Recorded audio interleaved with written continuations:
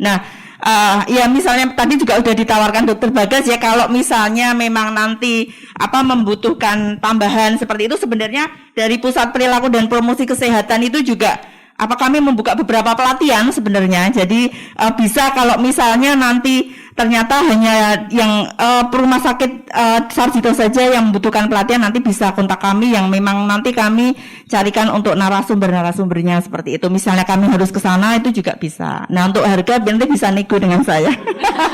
Ini enggak promosi. Ya, kalau hari ini memang karena ini pengabdian ya, jadi memang kami mengundang Bapak Ibu di sini memang tidak kami tarik biaya seperti itu. Baik, ya terima kasih ini untuk lanjut ke materi selanjutnya. Coba ini berdiri sebentar deh.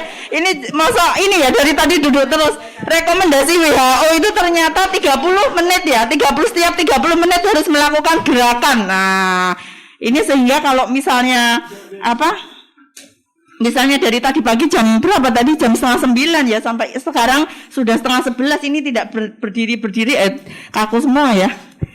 Baik, ya mungkin kita mau menggapai harapan yang paling tinggi. Coba tangannya ternyata belum sampai, silakan jenjet. Ya, ternyata ada halangan di sebelah kanan, kita singkirkan halangan sebelah kanan, halangan sebelah kiri. Ya, ternyata di depan harus ada halangan, kita tendang juga. Tendang meja ya. Oke, ya. Sudah sedikit lagi ya, paling nggak bisa ada berdiri bergerak atau berdiri. Baik, silakan duduk kembali.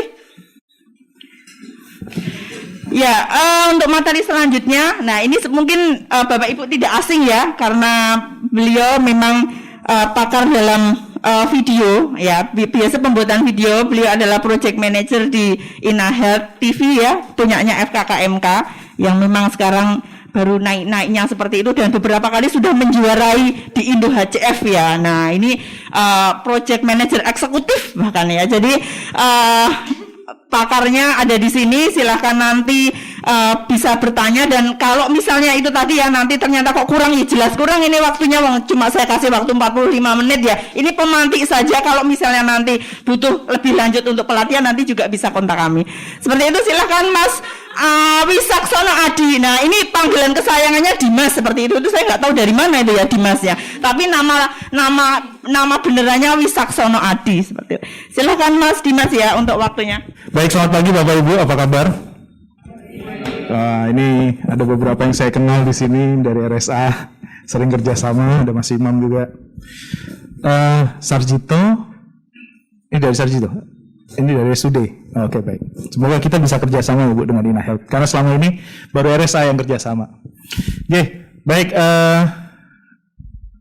Kita akan bicara mengenai pengembangan media audiovisual untuk promosi kesehatan. Perkenalkan, nama saya Wisaksono Adi, tapi biasa dipanggil Dimas. Orang kalau ngomong Wisaksono Adi nggak ada yang kenal gitu. Dan yang kedua yang sering salah, SPT-nya ini bukan peternakan, bukan perikanan, bukan pertanian. Jadi nanti ada yang nanya, kok dari peternakan buat video gitu. Hubungannya apa lagi peternakan dan video gitu? Tidak. Tapi ini adalah dari penyiaran terapan gitu ya. Bukan peternakan terapan, dari penyiaran terapan. Baik. Ini ya. Oke, karena waktunya sempit, jadi saya mau ambil sampaikan yang pokok-pokok saja ketika menghasilkan konten video. Itu apa yang harus kita persiapkan begitu, Nje. Jadi ini ada beberapa hal yang mungkin bisa dikembangkan oleh Bapak Ibu di rumah sakit begitu. Nje. Kalau kita bicara mengenai pembuatan konten, sekarang itu ada yang membedakan. Kalau dulu kita membuat konten itu harus nyetorin ke televisi atau radio begitu, zaman dulu konvensional. Dan itu cost-nya mahal sekali begitu. Mungkin pernah Bapak Ibu yang dari Sarjito itu pernah berhubungan dengan TVRI mungkin ya. Cost-nya bisa dan itu tidak bisa dirubah isinya. Kalau mau merubah isi ya harganya naik begitu kan. Tapi era digital merubah itu semua. semua bisa buat konten, semua bisa mendesiminasi konten, bisa menyebarkan konten. Cuman masalahnya kemasannya kayak apa sih yang bisa menarik audiens gitu ya? Itu masalahnya. Kalau di televisi saat ini mungkin ya kita bicara ranahnya di Jogja saja, itu ya kalau bicara tentang kesehatan ya mau ngisinya mau talk show gitu ya, paling cuma itu aja. Dan ketika ditanya yang membedakan adalah konvensional dan tidak konvensional atau di digital adalah berapa penonton saya yang nonton acara talk show itu. Coba bisa ditanyakan ke lembaga penyiaran TVRI, RRI, apa swasta, paling jawabannya ya kira-kira kalau nggak salah ya sekitar kan gitu tuh. Tapi kalau digital nggak bisa, semua terukur, semua jelas, bisa dilihat, nggak berhasil juga jelas. Kemudian tidak berhasilnya juga bisa kita tahu caranya gimana begitu ya.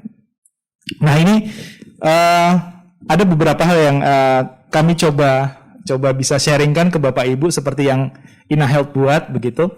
Jadi ketika membuat konten itu yang pertama adalah tidak didasari pada aku pengen ini, kira-kira saya mau buat ini. Tidak, itu sudah kami singkirkan ketika pertama kali membuat konten di Ina Health.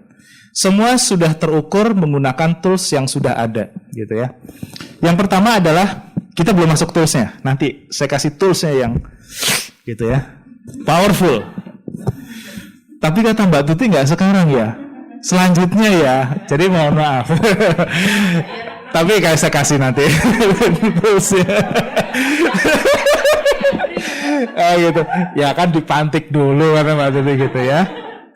Oke, yang pertama Bapak Ibu menentukan target halayaknya dulu. Masing-masing rumah sakit kan punya target audiens masing-masing. Misalnya RSUD Sleman mau usia berapa? Kemudian yang passionnya seperti apa sih yang mau dituju, terus wilayahnya di mana begitu ya. Itu salah satu, ini masuk dalam ranah target halayak.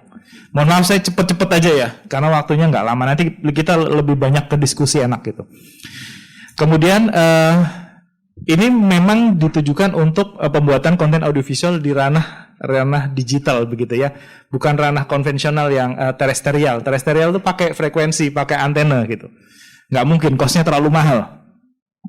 Baik, target halayak, kemudian kita akan menentukan bagaimana platform yang mau dipakai. Platform ini kaitannya dengan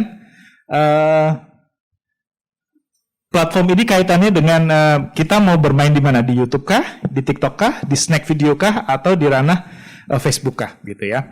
Tapi rata-rata hampir sama begitu, hampir sama semuanya. Dan masing-masing ada strateginya. Ya nanti kalau mau di YouTube atau di Facebook agak panjang, durasinya bisa maksimal 10 menit lah gitu ya. Tapi kalau di yang TikTok dan Snack itu agak pendek, kita agak dipangkas begitu untuk kontennya. Oke, platform sudah, kemudian kita juga bisa melihat perilaku halayaknya. Kita coba lihat. Di data 2002, ini adalah jumlah penonton yang ada, jumlah audiens terkait menonton audiovisual yang ada di ranah digital. Memang sebagian besar tuh ya di usia 18 sampai 34 itu yang paling banyak. Bapak Ibu boleh cek deh di YouTube masing-masing, di analytics-nya pasti yang keluar ini. Pernah buka analitiknya? Buka ya. Nah, ini biasanya adalah ranah, tapi kita juga boleh melebarkan sampai kepada usia yang tua gitu. Itu nggak ada masalah begitu. Karena yang muda juga biasanya akan memberikan informasi kesehatan kepada orang tuanya begitu. Cuman nanti sebenarnya bisa di tracing lagi yang usia 18 itu di mana, usia 25-34 itu dia bermain di platform apa, media sosial apa begitu ya. Tapi ini saya in general saja lah gitu. Kalau untuk nanti detailnya ya di pertemuan berikutnya gitu dah. Kurang lebih begitu. Nah, ini yang mereka lakukan sosial media yang paling banyak digunakan sampai saat ini sebenarnya WhatsApp ya. Selain YouTube pasti di atas begitu. Tapi yang kedua itu ada WhatsApp, Instagram, Facebook, TikTok, dan ada namanya Snack Video. Snack Video ini seperti TikTok begitu. Mungkin Bapak Ibu pernah lihat ya Snack Video ya. Itu juga kalau TikTok tidak bisa dimonetize, Snack Video bisa dimonetize. Seperti YouTube memonetize konten-konten kita. Gitu. Baik, ini adalah alasan ya kurang lebih mereka mencari informasi begitulah. Ada yang pengen ketemu temennya, ketemu ininya apa namanya? Mantannya gitu untuk keep in touch gitu kadang-kadang. Nah nah ini awal mula untuk ya. Tapi itu kita tidak usah memikirkan itu karena fokus pada promosi kesehatan. Ya mungkin mantan kita sakit ya kita bisa memberikan promosi kesehatan kepada dia gitu. Ya hitung-hitung sebagai jalan untuk kembali gitu misalnya ya. Tapi nggak apa-apa. Nah kemudian ini adalah perilaku orang ketika menghabiskan di sosial media. Rata-rata memang paling banyak itu di WhatsApp. Coba Bapak Ibu kalau bangun tidur yang dicari apa? HP pasti di sebelah kan? Gitu. Nah ini menandakan bahwa kita mengkonsumsi handphone itu khususnya di WhatsApp itu terlalu pasti tinggi. Kalau menurut data dari We Are Social ini sekitar 31 jam per bulan. Kemudian YouTube, Facebook, Instagram, kemudian di TikTok. Nah ini bisa menjadi acuan dari kita untuk pengembangan platform yang kita pilih begitu ya. Kemudian kalau mau di WhatsApp ya yang shareable gitu. Sebenarnya bisa ditaruh di YouTube atau di platform manapun kemudian kita share. Biasanya rumah sakit kan punya data pasien nih. Pasti punya, ya Mas Imam ya. Itu bisa di-share gitu loh. Artinya untuk kebaikan pasien itu sendiri gitu. Kita tidak boleh nggak sih Mas gitu? Nggak boleh ya? Itu dilindungi atau bagaimana? Kita mau nge-share info-info terkait rumah sakit, konten-konten itu boleh nggak ke rumah sakit? Bebasin ya? Nah, artinya kalau itu dibebasin ya sudah boleh. Artinya kan kita tidak merugikan mereka. Kita justru memberikan value atau manfaat kepada mereka. Ini nggak usah lihat, kita cepet-cepet aja. Oke, baik. Bagaimana produksinya? Nah, ini. Kita mulai dari sini ya. Yang pertama adalah bagaimana kontennya. Kalau saya mau tanya, kalau dari teman-teman dari rumah sakit ketika mau buat konten kesehatan, ide kontennya dari mana? Mas Imam dari mana Mas Imam? Biasanya? Ayo, maksudnya dapat dari mana gitu? Nyarinya dari mana? Oh, Mbak Puri ada juga. Halo Mbak Puri.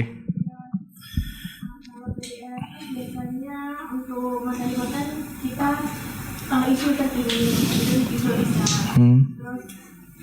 Berdasarkan hari-hari kesehatan juga. Oke. Ada dua hal yang bisa kita cari, tapi nanti ini kita coba ukur. Apakah yang dicari Mbak Puri tadi banyak yang nyari? Apakah yang dibuat dengan tema tadi itu sudah ada yang buat videonya? Taunya gimana?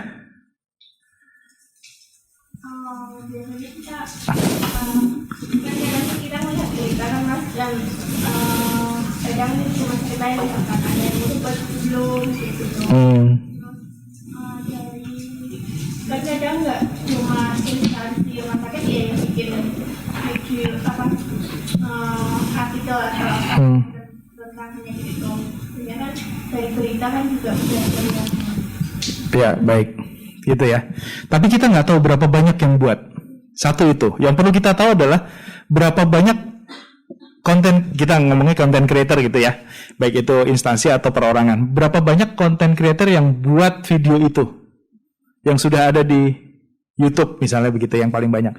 Satu itu, kemudian berapa banyak masyarakat atau netizen yang menggunakan keyword yang mirip Mbak Puri itu berapa banyak. Nah, kita akan melihat nanti di sini ada satu platform yang kita bisa lihat itu semua. Gitu. Tapi sebelum itu, nanti dulu sabar ya.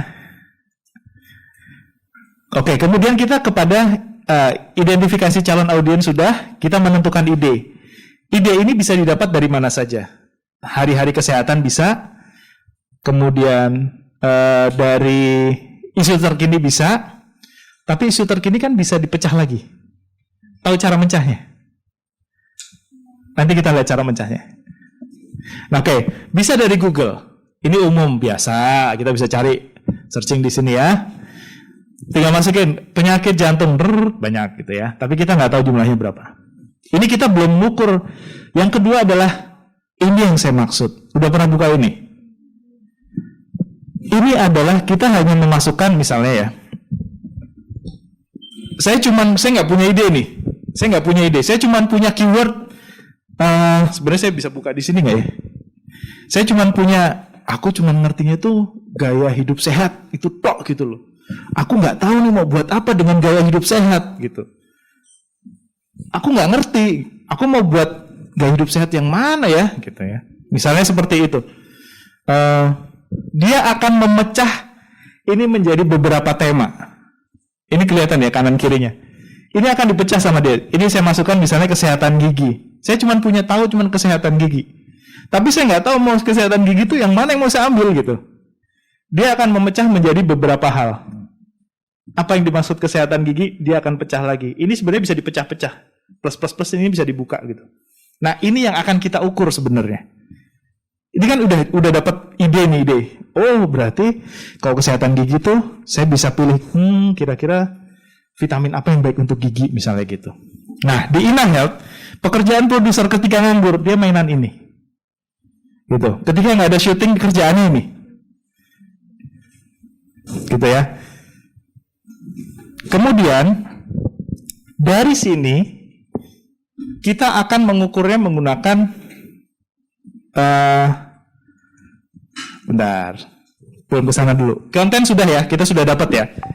Oke, kemudian kita akan mengukur untuk YouTube namanya TubeBuddy. Nah, mau saya liatin nggak TubeBuddy-nya? Di situ.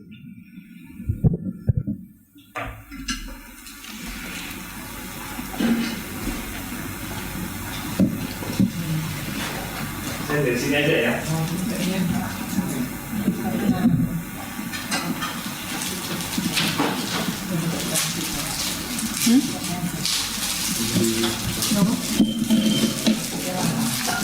Kelihatan ya? Baik. Misalnya saya coba ini, saya sudah buat, ini gaya hidup sehat. Saya cuma tahu gaya hidup sehat. Dia akan cecah menjadi beberapa, misalnya makanan apa yang membuat tubuh sehat, makanan bagaimana cara memenuhi kehidupan yang baru gitu. 10 langkah pola hidup sehat, 4 langkah hidup sehat. Nah, misal saya ambil satu saja, makanan apa yang membuat tubuh sehat gitu ya. Kemudian saya punya ini namanya TubeBuddy. Tadi kita ambil makanan apa yang membuat tubuh sehat. Makanan apa TubeBuddy.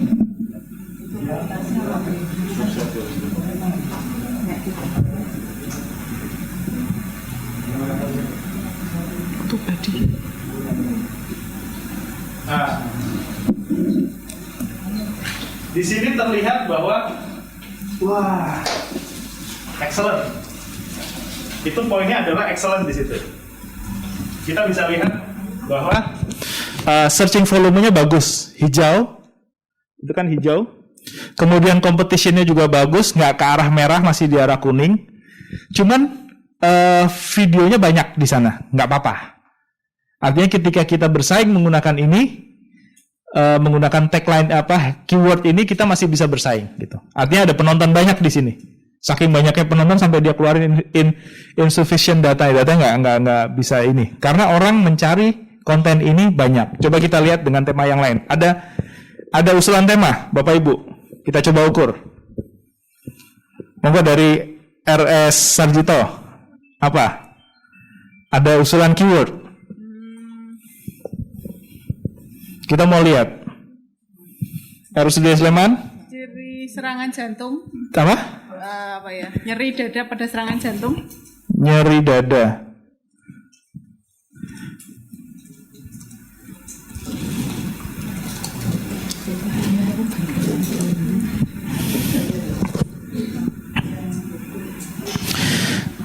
Oke. Artinya di sini videonya juga tidak begitu banyak ya, cuma 741.000 begitu. Nah, tools-tools inilah yang kita gunakan untuk mengetahui efektif tidak konten yang kita buat. Ada yang nyari enggak? Ada yang nonton enggak gitu ya? Gitu. Sebenarnya ini masih banyak fasilitas yang ada di sini. Kita bisa dipandu sebenarnya sampai kepada menggunakan tools ini tuh sampai kepada nanti penjudulannya Cocok enggak? Kalau saya nulis dengan kata nyeri dada pada serangan jantung, ada yang nyari enggak? Sampai kepada dia akan menilai kita buat thumbnail, itu dinilai sama dia mana yang efektif. Biasanya saya naruh 3 thumbnail di sini, 3 desain, nanti dia akan nilai yang mana yang lebih efektif gitu. Karena kami di YouTube, sementara di YouTube gitu. Pakai apa ini? Tadi TubeBuddy, TubeBuddy. Ya, TubeBuddy, gitu ya. Nah, inilah Bapak Ibu yang maksud saya. Pekerjaan lebih efektif, tidak ada menduga-duga, tidak ada mengira-ngira, semua terukur, begitu.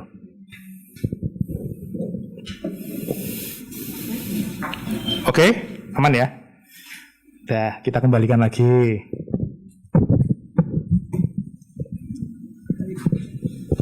Nah, sebenarnya ini yang sebenarnya kita pergunakan di Inahealth untuk membuat konten selama ini sebenarnya. Jadi memang tidak langsung naik, tidak. Biasanya sih dia 3 bulan itu baru dia blast naik gitu. 3 bulan, 4 bulan itu akan banyak yang cari gitu. Baik. Nah, kemudian setelah konten sudah, durasinya bagaimana? Memang menurut riset yang dilakukan oleh YouTube itu kurang lebih adalah orang itu akan melihat di 10 detik pertama, gitu ya. Kalau di televisi itu namanya eye catcher.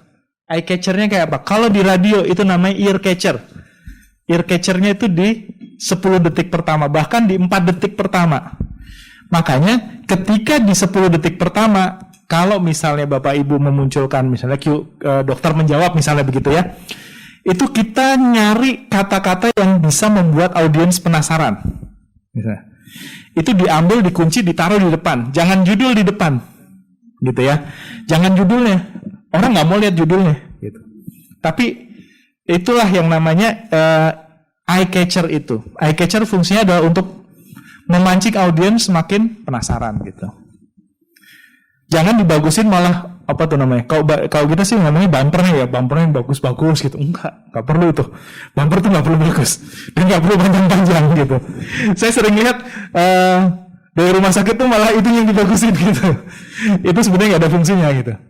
Yang mau kita ikat kan audiensnya, penontonnya gitu, tertarik dengan isi dari yang kita buat. Kalau itu hanya pemanis saja. Nah, ini kira-kira durasinya. Kemudian berapa panjang sih biasanya? Kalau kami dulu mengukurnya di awal itu cuman video itu kurang lebih maksimal 10 menit, 5 menit, 10 menit, 5 menit, 10 menit begitu ya. Jadi audiens juga sudah cukup, sudah tahu manfaatnya ya sudah gitu.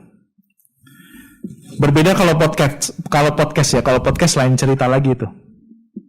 Sebenarnya kalau di televisi, di video tidak ada yang namanya podcast. Yang ada namanya talk show. Podcast itu ada hanya di audio gitu ya. Karena itu dari iPod broadcast. Dulu ada Apple buat namanya iPod gitu, dan itu di broadcast talk show-nya itu melalui iPod itu. Ya sebenarnya talk show aja sih gitu. Oke, sampai sini ada pertanyaan dulu. Saya kayak dikejar-kejar nggak apa-apa. Ini kan pemantik. Nanti setelah ini kita bisa ngobrol-ngobrol lagi, atau kita bisa buat lagi. Dan di sini saya tidak masuk ke ranah Instagram, enggak, karena strateginya beda Instagram. Kemudian kalau di Instagram itu nanti ada kita sudah buat itu hashtagnya apa gitu, yang harus saya pakai apa hashtagnya gitu. Nah itu untuk menarik minat audiens. Dan itu juga ada ininya juga. Oke. Baik, kemudian adalah ketika membuat konten pastikan pesannya gitu ya. Pesannya apa yang mau disampaikan? To the point aja, nggak usah bertele-tele gitu ya. Sampaikan pesannya, dan biasanya kalau dari ranah promosi kesehatan tentu ada pesan-pesan yang ingin disampaikan gitu ya. Nggak usah bulet gitu, nggak usah muter-muter, tapi langsung aja. Audiens kita tuh udah malasnya ini muter-muter gitu. Mending saya cari yang lain gitu. Karena kontennya banyak yang sama kan. Tentu kita berusaha mengikat dia. Semakin video kita ringkas, ringan, dan banyak dikunjungin, itu akan dipromosikan oleh YouTube untuk hadir di beranda orang-orang lain gitu ya. Makanya kalau Bapak Ibu nanti lihat ada impression itu berapa banyak video itu dipromosikan YouTube ke beranda gitu. Bisa sampai 50 juta, bisa sampai 24 juta gitu. Nah kemudian yang kadang menjadi masalah adalah kemasannya. Aku udah buat isinya gini, kemasannya aku piye gitu ya. Nah kemasan ini sebenarnya tidak ada rumusnya, cuman kita harus mengetahui kebiasaan audiens di Indonesia. Audiens di Indonesia tuh senengnya yang komedi-komedi gitu misalnya. Saya nggak tahu kalau boleh nggak ya kalau misalnya di rumah sakit itu dibuat seperti itu gitu. Nah, ini adalah kemasan-kemasan yang dibuat oleh kami di InaHealth, Bapak Ibu. Jadi kami punya mitos fakta, ini menjawab permasalahan. Kemudian HiDoc, itu cuma dokter jawabin gitu. Ini cuma durasinya pendek. Kemudian ada Sehatpedia lebih kepada animasi. Dan MyMeal ini makanan-makanan untuk menderita penyakit tertentu. Dan selama ini kami bekerja sama dengan RSA untuk pengerjaan konten-konten ini begitu. Nah, kami berharap bisa dengan Sarjito dan RSUD. Jadi selama ini konten ini disiarkan juga di RSA di ruang publiknya dan tidak berbayar, gratis. Jadi kami memang menyebarkan konten ini secara gratis kepada semua fasilitas kesehatan yang ada di seluruh Indonesia. Dan terakhir kami bekerja sama dengan FDR, namanya Forum Diskusi Radio, ini membawahi sekitar 1.000 radio. Kami membagikan konten ini secara gratis. Jadi InaHealth ini bukan komersil, tapi memang pengabdian kepada masyarakat begitu ya. Jadi monggo kalau Sarjito dan RSUD kita bisa kerjasama. Nah, kemudian kita juga harus melakukan riset pesaing. Kalau kita membuat program yang sama, pesaing kita membuatnya seperti apa? Kita melihat bahwa oh bagusnya pesaing kita di sini, oh bagusnya di sini, saya akan modifikasi ini menjadi kekuatan saya. Kelemahan mereka di sini. Itu adalah riset terhadap pesaing. Jadi ini menjadi sangat penting Bapak Ibu karena kita akan melakukan tarung secara digital gitu ya, di ranah digital. Ini kan pertarungan digital sebenarnya. Cuman pembedanya adalah kita harus mencari pembeda yang tidak dipunyai orang lain, itu yang menjadi kekuatan kita. Nah ini adalah ranah-ranah InaHealth. Kemudian narasumber juga menentukan kompeten apa enggak. Kalau dia bicara tentang kulit misalnya ya SPDV gitu ya, nggak mungkin mau bicara tentang kulit yang agak dalam, tapi yang ngomong cuma dokter umum biasa gitu. Itu justru tidak membuat audiens kita percaya. Kita akan membangun kepercayaan audiens itu dengan cara salah satunya adalah ini, konten yang benar, kemudian adalah narasumber yang kompeten di bidangnya. Kemudian ketika sudah video jadi, ini harus di QC kalau di tempat kami. QC itu perlu. Dan QC bisa dilakukan oleh dokter yang bersangkutan atau mungkin dari masing-masing instansi punya ini sendiri. Baik, saya sudah dikode 1 menit habis pas selesai. Gitu. Baik Bapak Ibu, saya kira ini yang bisa saya sampaikan. Untuk kurang dan lebihnya mohon maaf. Monggo kita diskusi saja, yang mau bertanya silakan. Gimana kecepatan kayaknya ya? Bet sat gitu ya. Oke, monggo Ibu. Karena kesulitan kami membuat konten ya, tadi kalau nggak salah Mas Jelas mendiko bahwa bisa kerjasama dengan InaHealth, bukan komersil, bisa ikutan di badan profesional misalnya. Itu caranya gimana? Caranya Ya tinggal kita kontak saja. Nanti Bapak Ibu hanya menyiapkan jaringan ini ya Mas ya, biasanya internet untuk TV-TV di sana. Nanti mengakses dari YouTube yang ada di kita. Jadi kalau di YouTube itu kita bisa buat playlist seperti dengerin lagu. Seperti itu. Misalnya hari ini saya memilih video ini. Kita ada 500 video yang bisa diputar Ibu.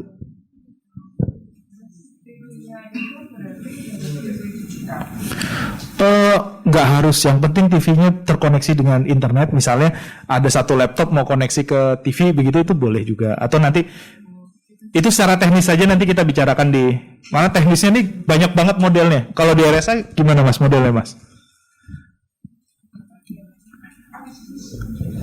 Itu tidak disarankan Bu, kalau flash disk. Repot. Kalau di RSA sudah TV-nya TV sentral. TV sentral. Nanti kita putar di playlist itu bisa diputar nanti mudah-mudahan di bangsa biasanya di channel 1. J gitu. Kurang lebih seperti itu. Jadi kami memudahkan. Saya yakin kalau Bapak Ibu harus edukasi buat segini banyak, kosnya terlalu mahal. Jadi pakai aja yang udah ada. TV yang ada di era jam 10 ya. TV-nya sudah sentral Mbak, jadi kita kalau misalkan komputer itu nanti bisa ditayangkan di semua TV, nantinya bisa dipilihnya di channel 1. Satu mungkin sedikit saya juga Pak Ibu di satu TV-nya ada di pusat. Mohon izin mungkin untuk di RSA itu TV-nya memang tersentral, jadi ada orang yang handle khusus, mungkin bukan dari kita yang di Humas itu, tapi untuk adminnya itu memang dari Humas Ibu. Nah itu nanti kita sama seperti TV yang lain, misalkan kayak RCTI dan lain-lain seperti itu. Jadi kita bikin playlist tiap harinya. Kayak di RCTI kan misalnya ada dahsyat untuk paginya, terus siang nanti ada apa, sorenya ada apa, itu kita juga bikin itu. Dan itu setiap hari karena semua sudah bentuknya playlist. Jadi si admin cuma hanya tinggal memasukkan video yang baru, tapi kita sudah ada playlistnya. Mau orangnya pulang atau itu nggak dihandle, itu TV akan tetap berjalan selama orang nyetel di channel yang sudah di play. Jadi sudah ada playlistnya. Misalkan hari Senin kita ingin mengedukasi tentang talkshow kesehatan apa gitu, nanti kita sudah ada playlistnya seperti TV. Cuma kita namanya tersentral di beberapa bangsa, terus nanti di Poli biasanya kita setel di sana. Leres. Ada misalkan untuk hari Senin tentang berkaitan dengan tentang apa, terus nanti setiap pagi ada apa. Mungkin kalau siang yang melihat sedikit, kita nanti tetap TV-nya berjalan, tapi nanti mungkin edukasi yang membutuhkan waktu lama, penting TV-nya tetap jalan. Misalkan pagi yang polinya ramai, nanti kita isi apa, itu nanti kita reset di sana biasanya. Pakai iklannya? Dia bisa nggak pakai iklan, namanya pakai pop-up blocker, di blok pop-up iklannya itu. Jadi nanti kita install pop-up blocker. Nah, kenapa kami tidak menyarankan menggunakan flash disk? Karena kalau dipakai flash disk nggak ada subtitlenya. Jadi kalau di ruang publik itu kan tidak ada suaranya kadang-kadang. Jadi kenapa harus di YouTube? YouTube itu tinggal diklik, ada namanya CC gitu yang kita bisa subtitle.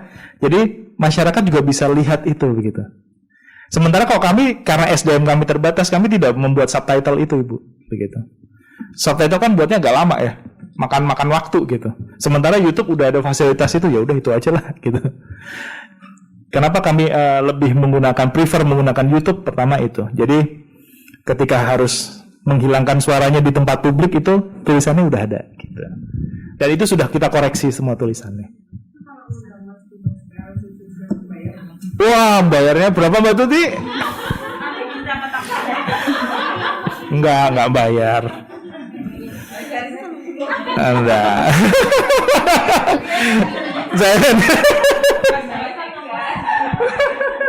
Enggak, monggo silakan. Nanti kita bantu untuk itu. Sementara ada di Klaten, Wonosari, kami sedang efektifkan di Jogja sebelum nanti ke kota-kota sekitar. Baik, ada lagi Bapak Ibu? Tidak ada saya rasa. Alhamdulillah kalau tidak ada. Baik, terima kasih. Mohon maaf kalau ada salah kata. Assalamualaikum warahmatullahi wabarakatuh. Ya, ini memang InaHealth ini satu unit di pengabdian masyarakat ya. Jadi Bapak Ibu, jadi memang di Fakultas Kedokteran memang ada satu kegiatan juga yang itu memang di bawah Wadek Pengabdian Masyarakat. Salah satu unitnya adalah InaHealth. Dan tadi sudah disampaikan ada sekitar 500-an yang bisa dimanfaatkan.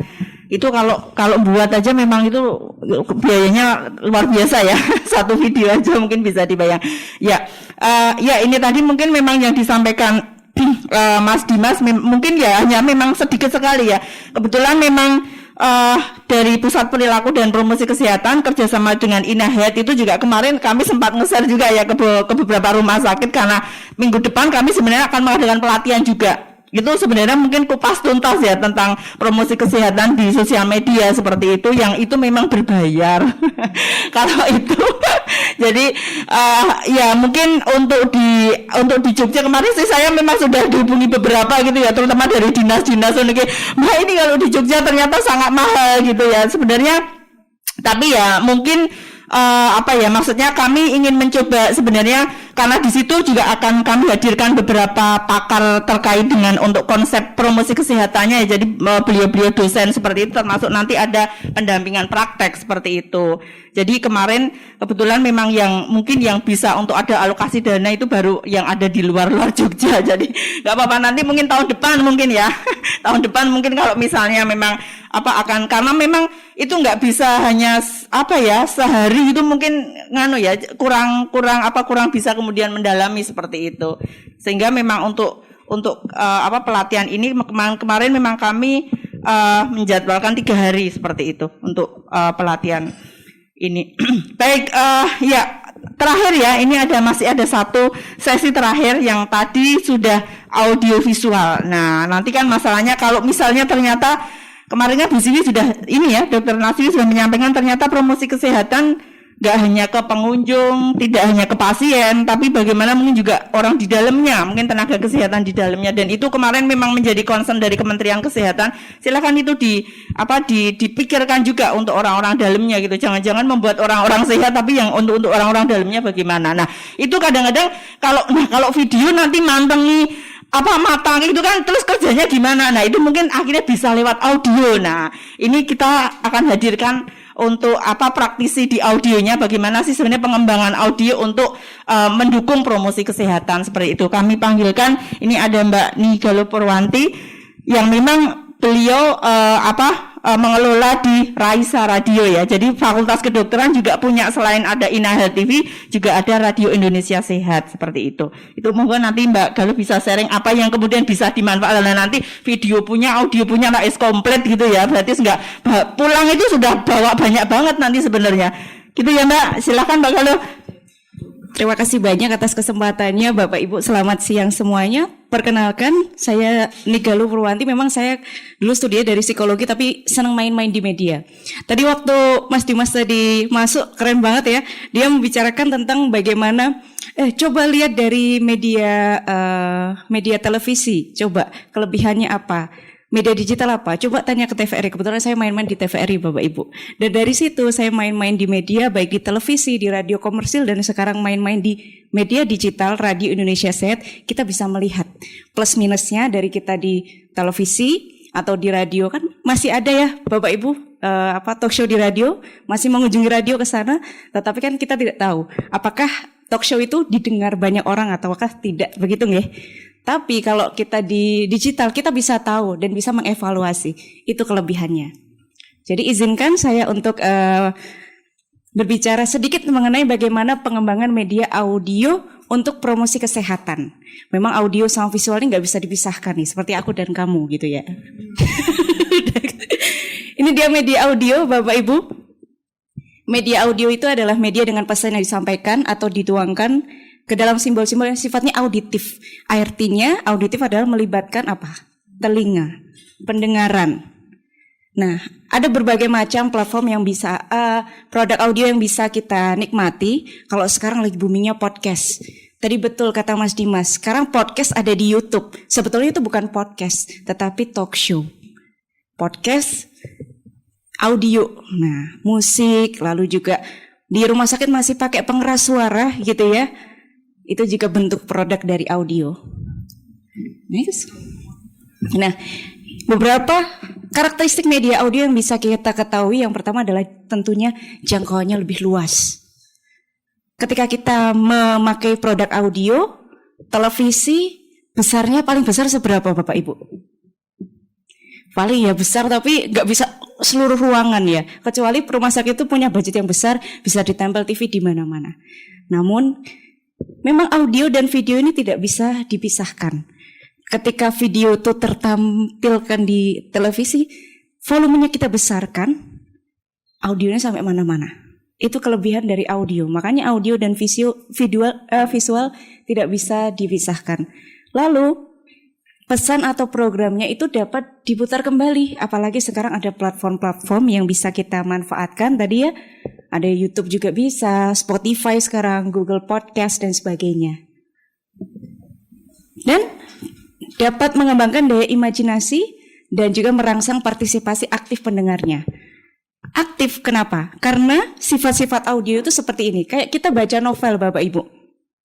Kita baca novel, di novel itu ada tokoh, misalkan nama tokohnya siapa, Rani lah. Tergambarkan di situ Rani itu seperti apa. Setiap dari kita pasti membayangkan Rani itu dengan imajinasi kita masing-masing. Dan dapat didengarkan ini. Poin plusnya audio adalah dia sambil lalu. Dapat didengarkan sembari melakukan aktivitas lainnya. Sambi-sambi. Karena kalau di rumah sakit banyak yang dikerjakan.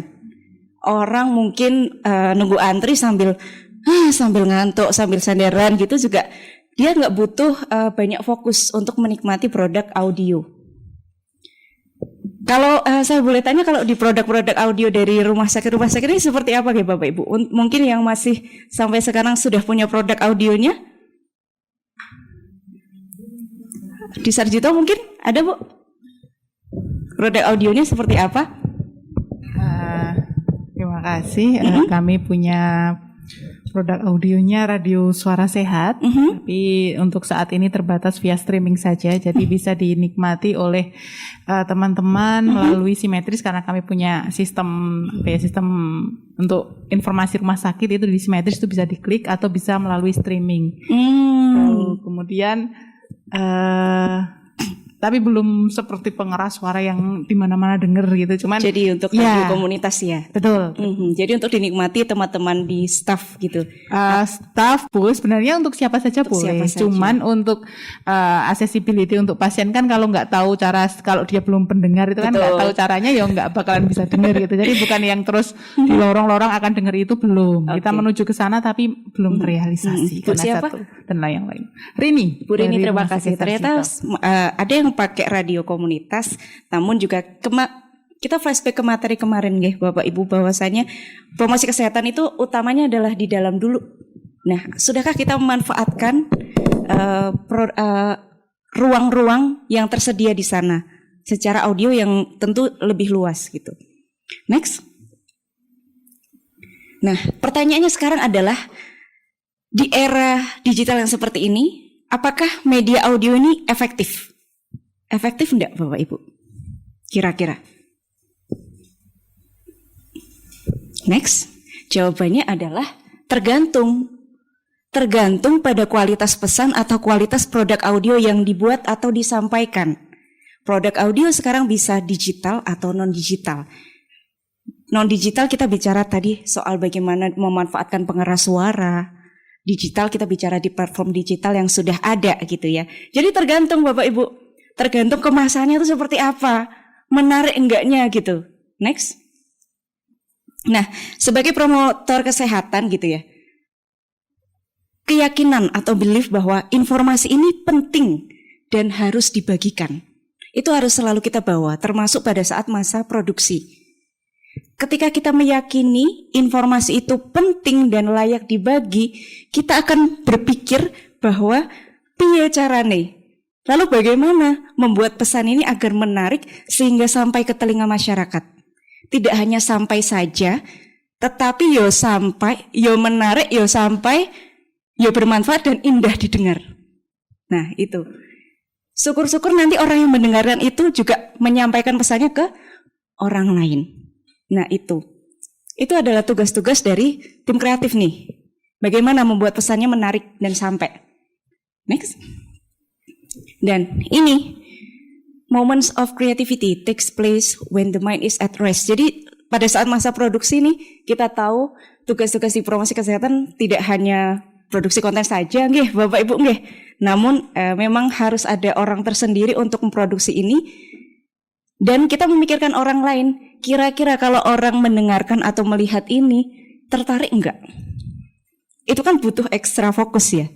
Jadi untuk membuat ini memang harus mengalihkan fokus untuk fokus membuat itu saja dan berimajinasi. Next. Nah, kira-kira apa saja yang perlu kita perhatikan?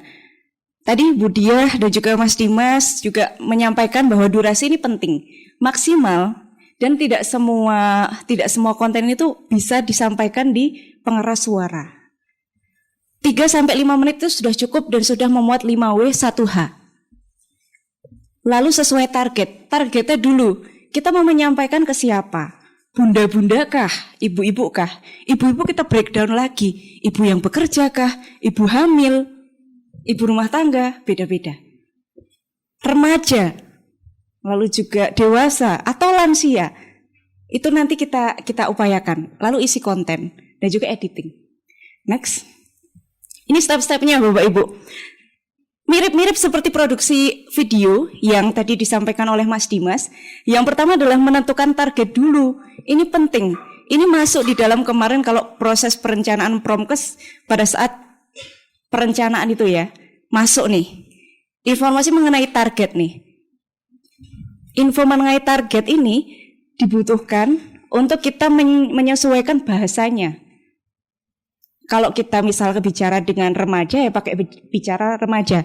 Kamu tahu nggak sih kalau sama bunda-bunda juga pakai bahasa bunda-bunda. Lansia pun juga, apalagi lansia yang nyun sewu belum bisa fasih berbahasa Indonesia. Ya, kita kan belajar medok untuk mengemas konten itu, gitu. Lalu pembuatan konten atau narasi, tadi bicara penulisan, itu harus dikomunikasikan dengan expertnya. Perekaman dan editing dan juga publikasi itu bisa digital dan non digital. Next. Nah ini yang paling penting Bapak Ibu dalam proses ini audio adalah pembuatan narasi. Saat kita membuat narasi, kita pastikan dulu narasi ini adalah isinya adalah sederhana bahasanya. Nggak perlu yang daki-daki, ya. Ini adalah salah satu contoh narasi yang sederhana. Boleh minta dibacakan salah satu? Mungkin Ibu dibaca saja. Oke. Tahukah Anda bahwa berolahraga itu bisa membuat kita lebih bahagia? Saat kita berolahraga, tubuh kita akan memproduksi hormon endorfin yang bertugas memberikan perasaan senang pada tubuh kita. Terima kasih Bu. Siapa? Bu Wuri, terima kasih. Nah, ini adalah narasi yang sederhana, namun bagaimana cara membuat ini tuh menarik? Padahal narasinya sederhana. Tetapi itu ada muatan isi yang kayaknya penting banget nih. Nyuruh orang olahraga, tapi kita mengambil angle dari olahraga itu bisa membuat kita lebih bahagia. Nah, orang yang lagi sedih paling di rumah sakit, ya mikir juga ya, ada ternyata yang bikin bahagia. Apa ya? Oh, ternyata olahraga bisa loh. Nah, ini adalah narasi yang sederhana. Next. Tetapi kita bisa mengemas narasi itu menjadi menarik. Dengan cara apa? Yang pertama adalah membaca, tapi tidak dengan membaca. Menuturkan dengan smiling voice. Mungkin teman-teman, Bapak Ibu sudah pada tahu ada pengisi-pengisi suara yang mungkin kita masih terbatas SDM-nya di rumah sakit, kadang nggak ada. Iya toh? Sopo iki yang mengisi suara, sopo iki gitu. Pada Iren, ya gitu. Masih terbatas SDM-nya. Namun ternyata suara itu bisa diolah, Bapak Ibu. Semua kita dianugerahi suara yang bagus. Semua suara itu bagus. Cuman bagaimana kita mengolahnya? Narasi tadi, ketika kita sentuhkan ini namanya smiling voice. Ada yang tahu smiling voice? Berbicara atau membaca dengan tersenyum. Selamat pagi dengan selamat pagi. Berbeda tentu. Yang kedua adalah intonasi dan artikulasi. Ini Bapak Ibu tentu sudah tahu. Yang ketiga adalah, ini yang paling penting. Saat Bapak Ibu mungkin ditugaskan untuk mengisi suara atau gimana gitu ya di balik video, berimajinasi dan fokus berbicara pada satu orang saja. Bapak Ibu, pada saat di ruang publik yang banyak orang, kita bisa membuat orang itu tertarik dengan suara kita itu bukan karena suara kita apa-apa, tapi diajak intim. Siapa tahu yang nggak mau diajak deket, semuanya pengen. Nah, intimasi itu bisa dibangun dengan cara kita membaca dengan fokus berbicara dengan satu orang saja. Nggak usah kepedean, kita berbicara didengar banyak orang tuh enggak, tapi berbicara satu orang. Sebelumnya Mbak Merida, coba. Tahukah Anda, nah jadi kayak ngomong sama satu orang. Rekaman itu nanti kalau diputar di publik, nanti orang-orang akan ngerasa dekat. Anda merujuknya satu orang. Jadi orang akan tahu, oh aku dipanggil. Gitu. Next. Nah, proses recording dan juga editing simple, sederhana. Kalau kita bicara keterbatasan SDM dan juga dana, kita bisa pakai handphone, Bapak Ibu. Pakai handphone, kita mix pakai software-software yang mungkin Bapak Ibu sudah mengetahui, ada banyak ya. Saya pakainya Audacity. Mikrofonnya juga standar saya, yang lain juga bagus. Next lagi. Next. Nah, sebelum kita mempublish informasi-informasi itu, Bapak Ibu, ada namanya queue. Tadi Mas Dimas sudah menuturkan. Stop dulu, Mer. Nah, ada queue namanya, pemantik atau pemanggil. Sebelum informasi itu diputarkan, ada suatu kayak jawel. Ada informasi loh gitu. Kalau tadi di Inahealth ada apa? Sapa dokter, sapa gitu. Nah, bisa Anda mulai dengan tahukah Anda, atau kalau di Raisa sendiri ada panggilan namanya Sobat Sehat. Sobat Sehat, mungkin Bapak Ibu di rumah sakit juga ada panggilan-panggilan. Apa kalau di rumah sakit RSA ya? Sarjito. RSA apa panggilannya Bu? Mitra Sehat, apa kabar? Nah, ketika orang itu di publik sudah disapa Mitra Sehat, ya orang kan akan ada apa nih gitu. Jadi jangan langsung menuturkan informasi, gelontorin aja, enggak. Dipantik dulu, dijawel dulu. Gitu. Namanya cue atau jingle. Contoh dulu Mer yang cue-nya, coba dari awal. Nah, bisa dengan musik. Informasi seputar kampus hanya di sini, di Seputar Kampus Kita. Seputar kampus kita. Stop. Nah, di situ untuk pembuka, setelah itu baru ada informasi. Jadi orang dipantik dulu untuk mendengarkan. Kalau misalnya dalam video tadi ada mungkin informasi yang menarik dari dokter di depan, audio juga ada nih ternyata. Jingle namanya. Next, langsung aja. Konten-konten singkat. Nah, kita pakai platformnya adalah Spotify. Kenapa? Karena Spotify ini ternyata bisa dipakai buat belajar juga kalau di universitas. Dan Bapak Ibu di rumah sakit juga boleh mengakses Spotify dari Raisa atau Radio Indonesia Sehat. Kemasannya kita berbicara dengan dokter, tetapi adalah kemasannya talk show santai.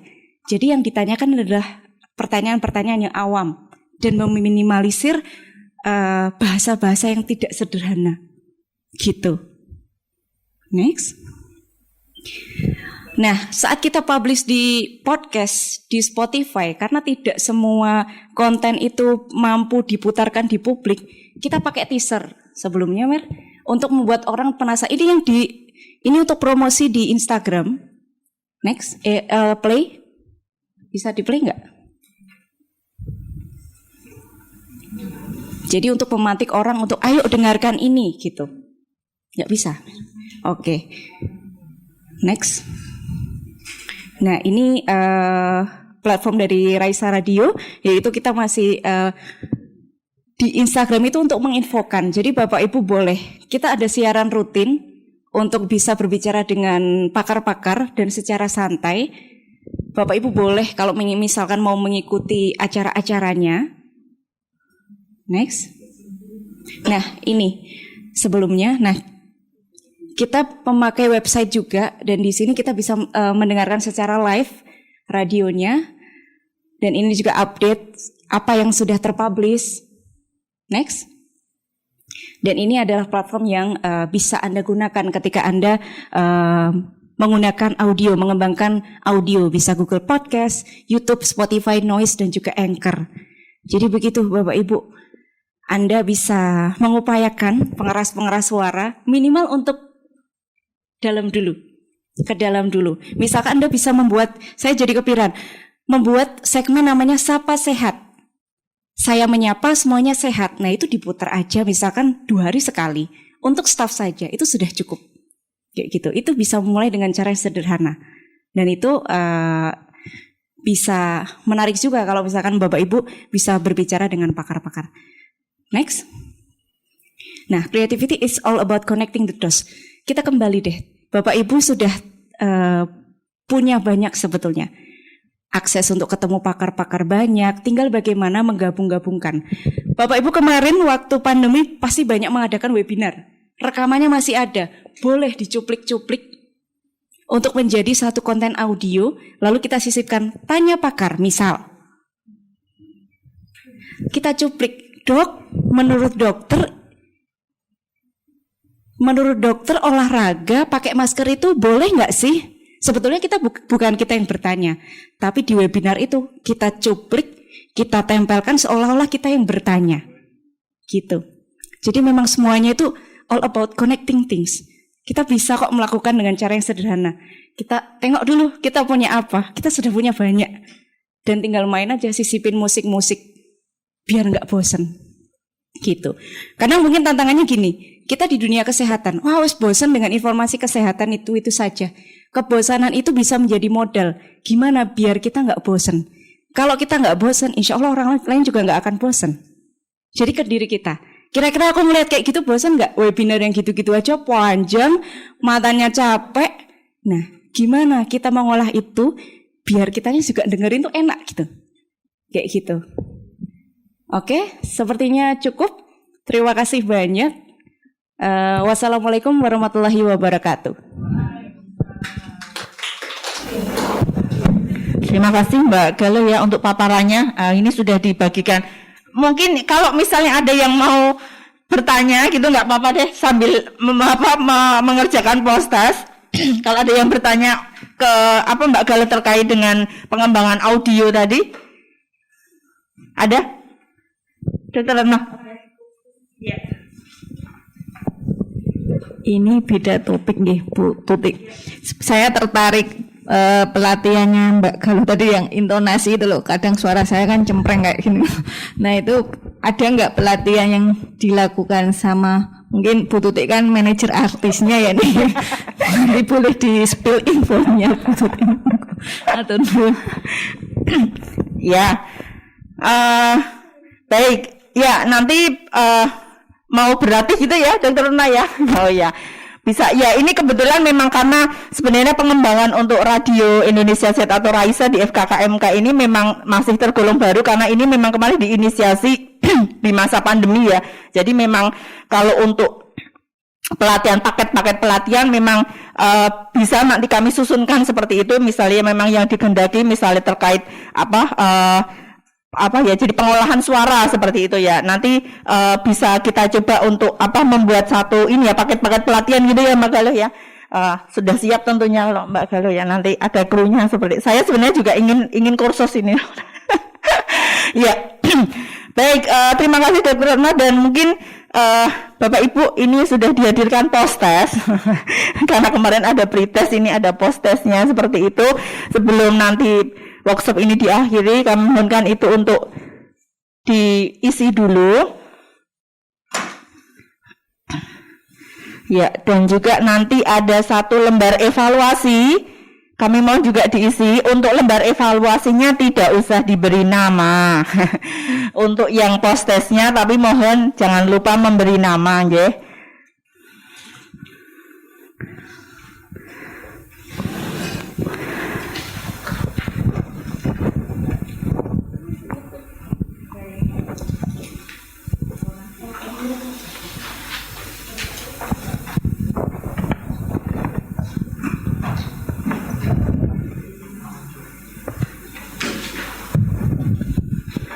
Kemudian tadi di depan juga sudah kita minta alamat email dan juga pembenaran nama ya. Misalnya tadi ada yang keliru karena nanti untuk sertifikat dan materi nanti akan kita kirimkan via email. Sedikit saja. Ya, silakan Dr. Retno duluan. Oke, terima kasih Bu Tuti. Ini berhubung saya yang paling tua di antara rombongan. Oke, terima kasih. Kesan saya acara ini bagus Bu Tuti. Mungkin suatu saat perlu ini pelatihan langsung ke lapangan Bu Tuti, ke sampling di mana gitu ya Mas Imam ya. Di rumah sakit mana ngoten bisa jadi langsung ke lapangan ngoten. Ya. Terus untuk waktunya cukup sih, saya rasa cukup. Ini tempatnya yang agak ini ya, Tuti, yang agak ini apa, padat banget kayak gitu loh. Jadi mungkin kurang leluasa. Oke. Mawon. Oh, Terima iya. kasih. Oke, terima kasih. Ya, nunggu di situ dulu Dokter No. Ya, silahkan Bu Kris dari RSUD Sleman. Baik, terima kasih Bu Tuti.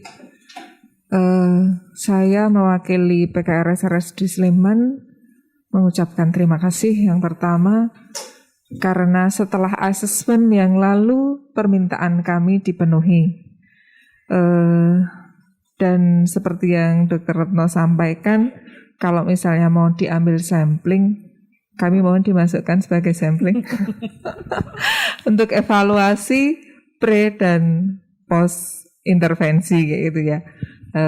Tadi banyak banget yang bisa kami terima pada hari ini. Terima kasih juga dihadirkan teman dari RSA dan juga dari Sarsito yang menjadi tambahan wawasan bagi kami. Oh, ternyata PKRS kami masih jauh dari yang seharusnya dikerjakan. Sekali lagi kami mengucapkan terima kasih dan semoga ada pelatihan gratis lagi gitu. Terima kasih. Ya, silakan. Ya. Terima kasih Bu Tuti. Izin saya mewakili teman-teman karena nggak ada yang mau kalau nggak saya maju gitu Bu Tuti ya. Pertama kami juga mengucapkan terima kasih telah diberi kesempatan, telah difasilitasi untuk dapat mengikuti pelatihan yang luar biasa ini. Harapannya ke depan semoga ada pelatihan lain lagi yang lebih teknis. Barangkali tadi baru sekilas tuh nulis artikel, baru sekilas tentang audio visual, belum sampai yang dalam. Nah, harapannya nanti ya salah satu didalamkan gitu Bu Tuti ya. Barangkali tahun depan mengajukan lagi untuk program pengapmas, terus kami boleh kok dicolek-colek lagi. Dan juga ya ini memang suatu hal yang penting untuk kami di Promkes karena dibandingkan mungkin profesi yang lain kami jarang untuk refreshing, untuk update ilmu, sehingga ini merupakan hal yang sangat baik, mohon untuk bisa dilestarikan. Oke, terima kasih ya. Ya, ini ada sedikit kenang-kenangan ya untuk yang tadi maju mewakili ya. Ya, oh ya. Ya, ini aku di aja. Ya, satu.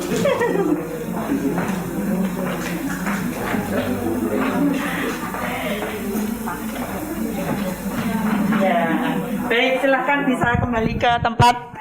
Ya, dan berakhir sudah workshop untuk peningkatan kapasitas ya tenaga kesehatan untuk promosi kesehatan di rumah sakit.